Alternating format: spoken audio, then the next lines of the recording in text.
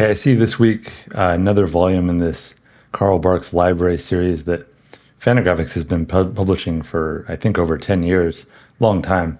And I wanted to recommend it and take a look inside really quickly. I actually haven't read it yet. This one but I've read many volumes in this series. And I guess what makes this one significant is that it's the very first chronologically. It's volume one.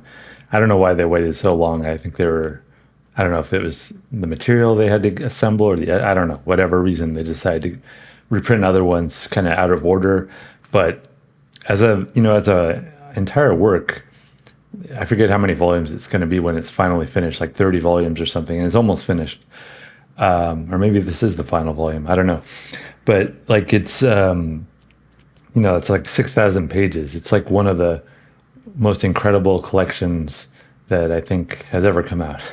If you haven't read Carl Barks, his art and his stories they're so reliable. They're like, I was thinking they're like America's Tintin, if you want a comparison. It's this large body of work over or a few decades, I think. Maybe like 15, 20 years. I don't know, some amount of time. And and you get to see his development, but even from the early ones, it's very solid work. I guess what's kind of significant about this one too is that I think usually Barks does the writing, but the very first script, it's not him, it's some other guy, Bob Karp. And the art is not completely by Carl Barks. The cover and some of the inside pages, I think, are done by some other guy. So I guess maybe they were kind of trying Carl Barks out as an assistant or something. Maybe they'll explain it in the essays, but like I said, I haven't read those yet, so we'll see. But let's take a look at the art from this very first volume.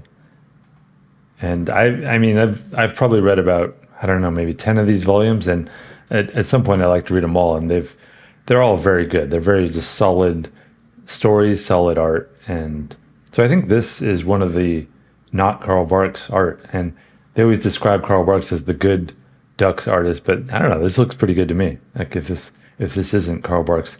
They never signed the art. I mean, it's always like signed Walt Disney or something. And Disney was obviously not doing the comics. So, there's some interior art. So this is the actual first, and I think this page is Carl Barks and by War Savings Bonds and Stamps. It's funny how they kept including that. That would be very easy to remove. Actually, I did take a brief look inside this, and one thing I noticed is that the backgrounds are pretty simple. But in terms of the characters, I think they all look, I can't tell, I don't think, unless I looked at this really closely, I don't think I could tell who was the Carl Barks artist and who was the non-Carl Barks artist, because it all looks pretty good to me. So, yeah, but wonderful art, simple stories, very simple layouts, usually 6-panel pages, sometimes 5-panel, but not a lot of, I wouldn't say there's a lot of innovation in terms of,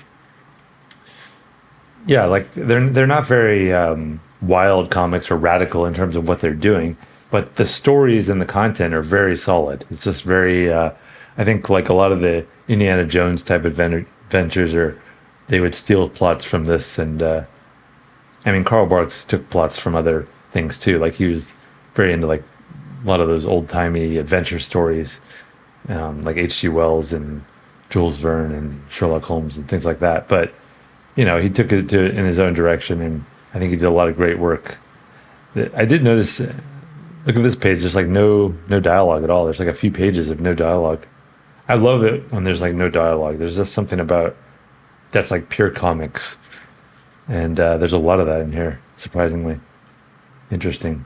So I'll read it at some point later, but it looks wonderful. So yeah, this is our earliest look at Carl Barks in this series.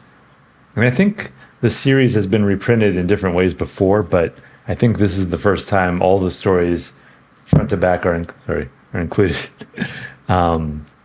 But uncensored. Like some of them, when they reprinted them, they would change things or whatever reason. But I think as far as I know, these are all included in their entirety, uncut, uncensored.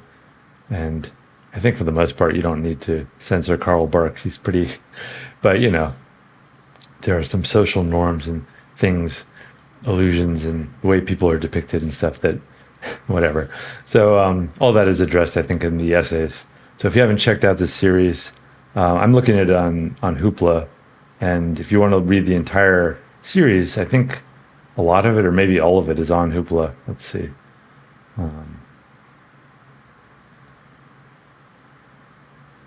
How do I get to the info page? I don't know, but check out Hoopla. They have it all if you want to just check it out or just buy it.